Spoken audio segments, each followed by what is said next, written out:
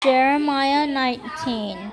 So God told Jeremiah to buy a earthenware jar and then go to the valley and then proclaim the words that like he will smash the jar and then tell the people that God will going to bring disaster upon that place because they fill the place with the blood of the innocent.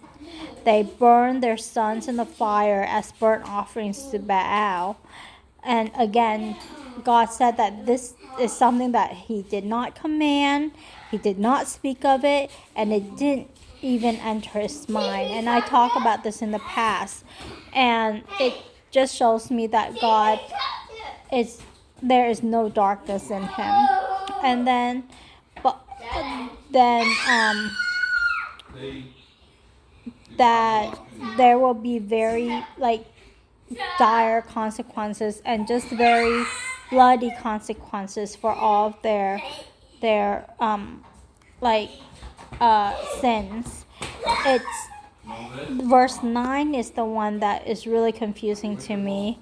It says that God will make them eat the flesh of their sons and the flesh of their daughters. And I don't understand why God actually wrote down that he will make them do this. It's hard for me to understand. I think what is meant is that because of their sin, that there will be starvation, that God will allow disasters and starvation, and because of that, they will eat the flesh of their children and eat one another's flesh. However, and it actually shows that this generation is very wicked for them to resort to that type of practice because they want to live and they don't care about their children more than they care about themselves. And but it's interesting that the Bible would write these words. So I need to search up why that's the case.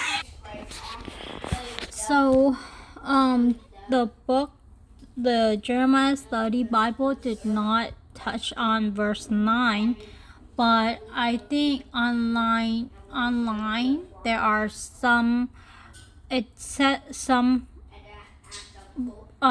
places where it said that God will cause them to eat the flesh, not make them. So, and I think one helpful answer right here that he is not commanding them to eat the flesh. However, he's allowing the circumstances that will happen, and these people that sacrifice their children to false god, they will choose to kill and eat their children and to save their own life instead of caring for their children.